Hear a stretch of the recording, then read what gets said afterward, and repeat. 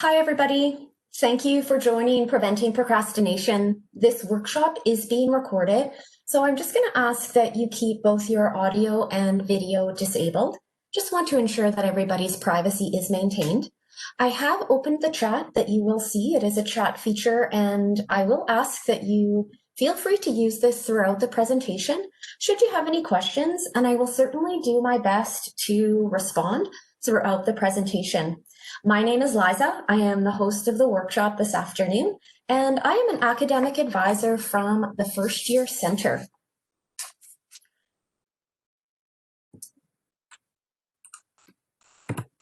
Part of my job as an academic advisor is to spend my days talking to students, in particular who are in their first year.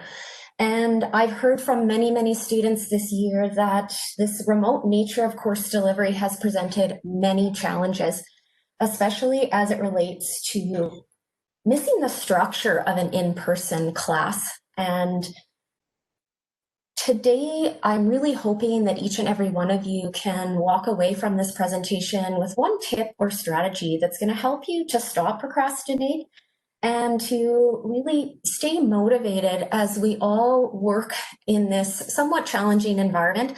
I certainly am enjoying you here today from my home. We've been working off campus for several months now, and certainly, like everyone, it certainly has presented some challenges. So you're certainly not alone. And hopefully from the presentation today, you're going to walk away with at least one strategy that's going to help you.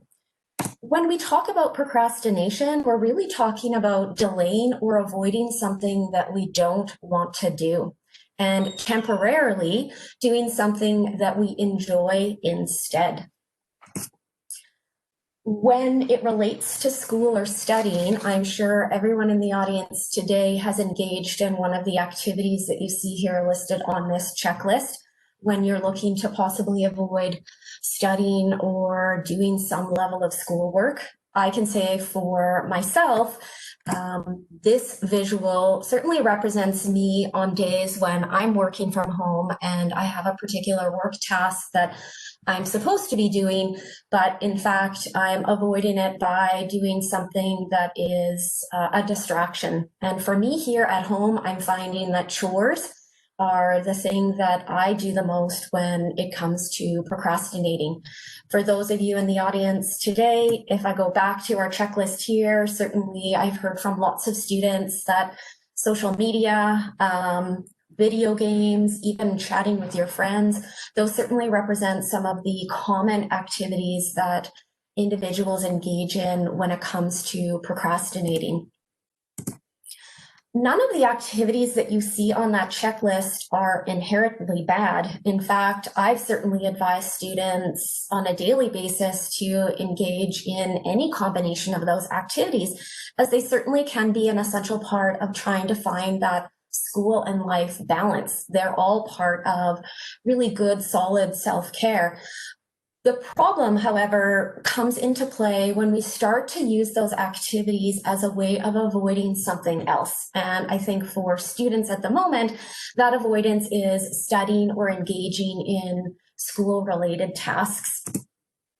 So what I want to invite everyone to do as you start to move towards trying to identify when you procrastinate is to think about when you engage in one of those activities on that checklist, ask yourself, am I doing this because I really enjoy it or I need to do it? Or am I using this to avoid something else?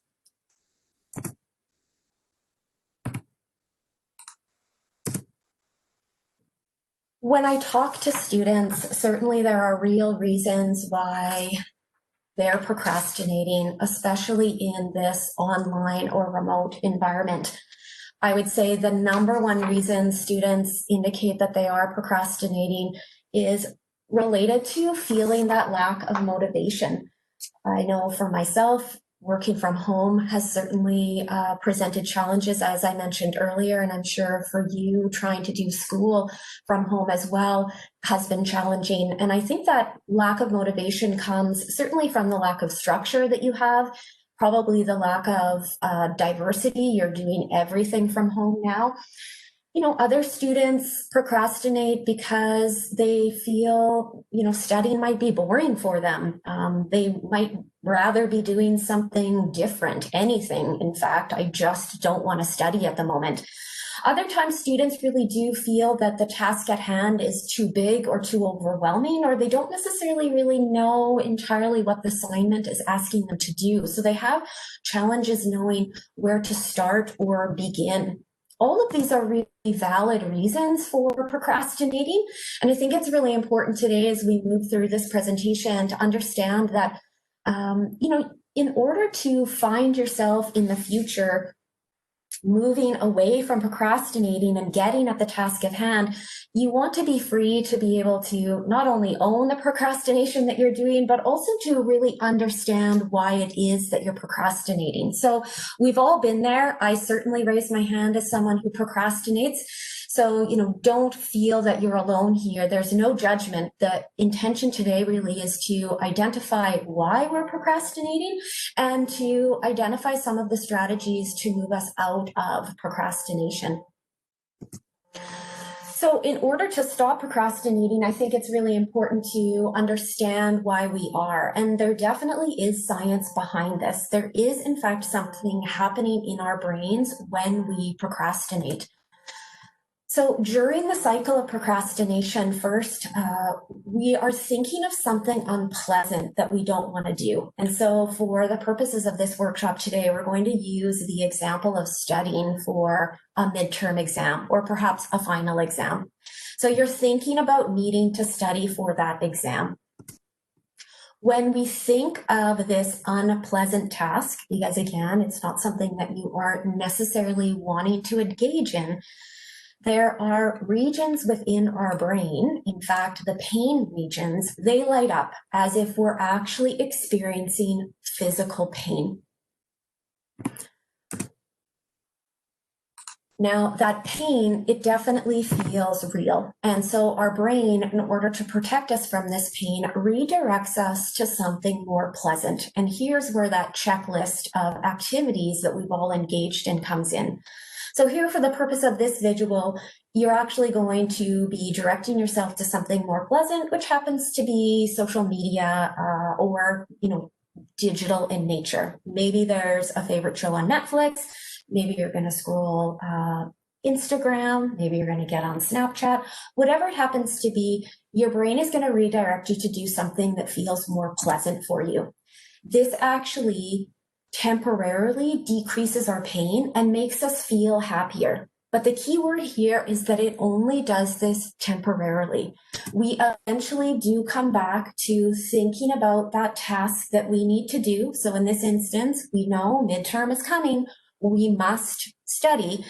And so the pain then that we're feeling just amplifies. It really begins to feel stronger, and it usually increases.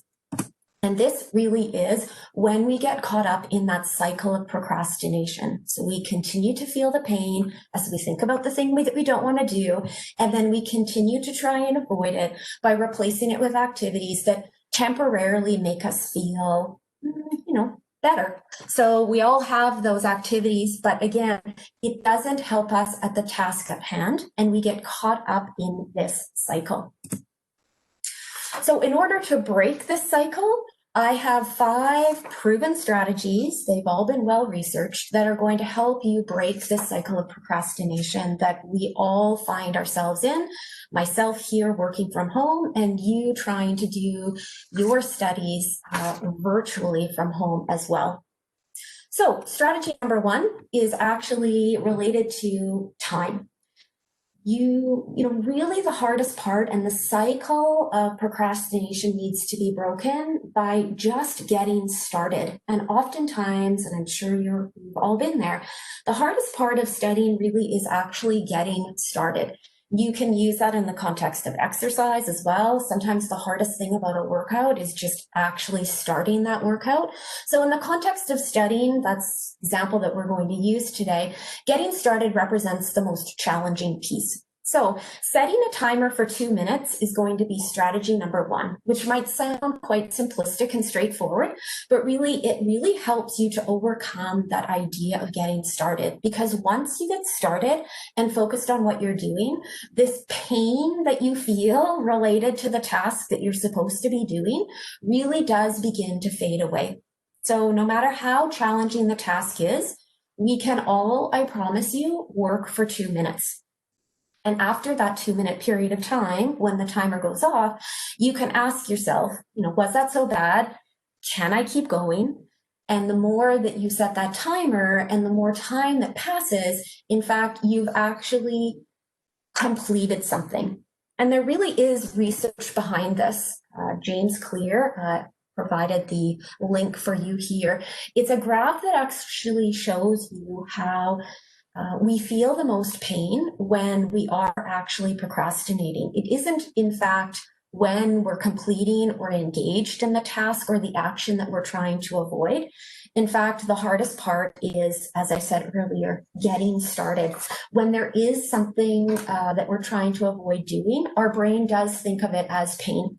And this chart really does show that the longer that you think about avoiding something, the more painful it becomes in your mind. However, once you start working on something, which you see here in this action line, that the pain actually decreases now that you're actually doing it. So instead of dreading it, that pain gradually starts to fade away and you begin to get caught up in the flow of what you're doing. So again, a great strategy to interrupt procrastination and get started is just to start with 2 minutes. No matter how hard studying session seems, you can actually do something for 2 minutes. Once you've got that 2 minutes of work done, you can really reflect back and think, well, it's better than 0 minutes, although 2 seems very, very small. But I promise you that as you start to build on this, you're going to start to begin to see that you can do a session for 20 to 30 minutes, and you really get engaged in that task, and you're further away from that perceived pain that procrastination brought on for you.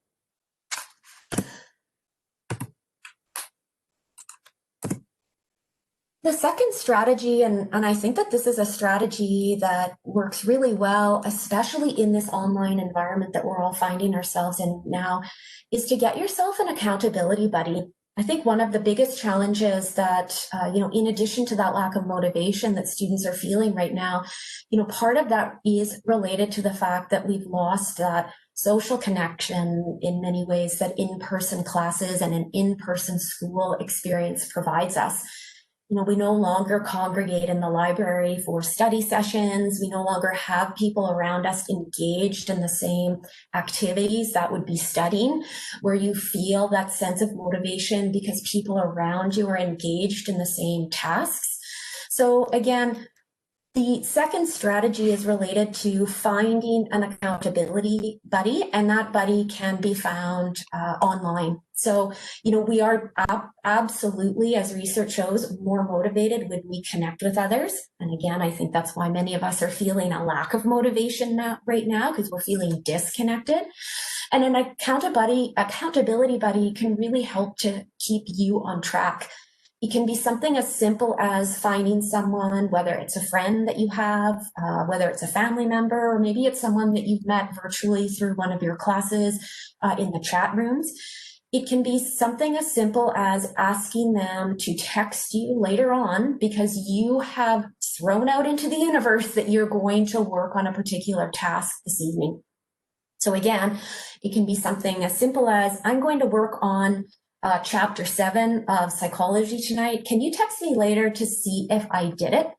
And again, we can use this in lots of different other examples, even when it relates to exercise, to come back to that example. Again, it's much easier to be motivated to exercise if you're going to do it with someone else, or if you have to be accountable for having told somebody that you are going to do that run or that workout today. So an accountability buddy can be a really easy but very effective strategy to, again, try and break that cycle of procrastination. Because now you're on the line, somebody's going to be checking in with you later to ensure that you did what you actually said you were going to do. The third strategy For those of you that have participated in some of our other workshops, especially related to study strategies and time management, is maintaining a regular routine. This is key to any time management or study strategy workshop that we've facilitated in the past. And again, is a key strategy as well when we're trying to break that cycle of procrastination. Maintaining a regular routine is critical. Setting aside specific time for you to study, just like that you would be doing in, say, an in-person class or an in-person environment, is critical. And I would invite you to ensure that setting this time aside is done in a visual way. So whether you use a calendar, like you see the visual that I'm showing here on the screen, where something is written out, so you have that on your desk or on your wall in your study space, or maybe you use your phone to set up a specific time, and it's try and have it be the same time every day or every other day to build up this consistent habit. So every second day from 11:30 to 1 o'clock, I'm going to engage in some level of psychology studying. And so you begin to build this habit. And as you form habits, that feeling of sort of dread starts to dissipate because it's something that you know that you do. You've done it before, and that feeling of pain definitely decreases because it's a habit that you've formed. It's something that is visual to you. Again, you have it up on your wall, you have it on your desk, and you have it as a reference point. So it's a visual cue as well. You certainly have flexibility right now to schedule your study time for when you're also most alert and ready to learn. So I would definitely say when you're putting together a regular routine, a study routine, make sure that you're being reasonable and kind to yourself. So if you're not bright and alert at 8:30 in the morning, then don't set an expectation where you know you're likely to fail. So slot it in at a time when you know you have time and when you know that you're going to have the time to be successful. Other really effective strategies in addition to this visual that I'm showing here or using your phone would be to say use a checklist. It's just really important that you don't just rely on memory, that you do have some visual cue to this regular routine that you put in place. The next strategy, which is strategy number 4, something that I've found I've needed to do for myself as I found myself working from home. And I know I talk to students a lot about creating a dedicated study space. I've had to create a dedicated workspace here at my home. And, I think that's probably one of the things that I found most challenging about working from home is that I no longer have that physical change in my environment. I used to go to the office, that was my work time. Then when I left the office and I walked in home, my home environment was really my place for relaxing or decompressing from the day. Now that my home is both my work environment and my relaxing environment, it really has been challenging to turn that switch on and off. And I know from talking to students, they're also finding that challenging. How do I turn that school time or that study time off so that I do actually get that break and really try and maintain that important school and life balance that we all know we need to be successful? So creating that dedicated space in your home that is strictly for studying, strictly for when you view lectures, only the space that you use when you're engaged in your schoolwork is absolutely going to be a critical step for you to ensure that you're breaking that cycle of procrastination. I know for some of us, especially early on, probably when you were doing classes online, it may have been tempting to study from places that were so far off of what your environment would have been like if we were on campus. So I know some people liked to try and view their lectures online from bed or the couch in these spaces that we normally associated with relaxing. But you definitely don't want to continue that trend. You're going to be challenged to find that motivation long term. I think it's also important for you to communicate with those people around you as well. You know, we all likely share environments with either our family, perhaps you have roommates. Let other people know that when you're in that dedicated space that you also shouldn't be disturbed, because again, it's study time, it's work time, it's class time. This is the time that I need to get dedicated to ensure that I have a successful study or school session.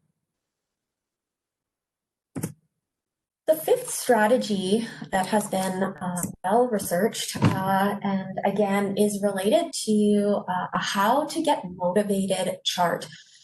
It's a guide for defeating procrastination. I know that this visual is probably a little bit challenging for everyone to see. So at the end of the workshop today, I'm going to send this link to everyone who has participated. So you'll be able to download it and view it in sort of a larger capacity. What this chart really is providing you is additional strategies above and beyond those four main ones that we talked about today in the workshop. You know, you may already have a dedicated workspace at home. You may have already put, a routine in place for when and where you study. Those may be things that you're already using, and you might be looking for something additional or above and beyond those main four strategies that we've talked about today. And this chart is brilliant in sort of looking and exploring outside of the box and giving you lots of additional advice as to how you can combat procrastination. You know, some of the key components that they talk about on this chart are related to things like creating a reward or creating a competition, either with yourself or others. Those can be great ways to keep yourself motivated, which is a key principle in defeating procrastination. You know, setting a goal as well. So again, if we think about setting that timer, you know, maybe you're going to set the timer for 20 to 25 minutes, and that's going to be your goal for the day. And then when you reach that goal, you're going to loop around and provide yourself with a reward. And that reward may very well be one of those activities that you have previously used rather to try and avoid the task that you've engaged in. So maybe you're going to get on social media for 5 minutes as a reward. Maybe you're going to go grab yourself a coffee, go to Starbucks. Maybe you're going to call a friend. Again, rewarding yourself can be really critical to keeping you motivated at the task at hand. You know, other things too include eliminating distractions, which again can be challenging as we all work from home. But again, that dedicated study space may be really critical for you to ensure that you, again, find yourself in a spot where you're not consistently being distracted from the task at hand. And again, making your progress visual. It is related on some level to rewarding yourself. Again, if we see a reward chart, something where we're able to check some boxes off of the goals that we set for the day and really feel that sense of accomplishment, it helps to motivate us moving forward to ensure that what we're going to do the next day is much easier to do, and again, starts to help us break that cycle of procrastination. So I'm going to send this chart along to those of you that are in the session today, because I think it's going to help you to identify some of those key components that might help to keep you motivated. So what I'd like to do right now is see if there's anyone in the audience who may have some questions. Maybe you want to share some of the struggles that you're currently experiencing working and studying from home, or if you have any questions related to some of the material that we covered today. So I will stop talking and see if anyone has any questions in the chat.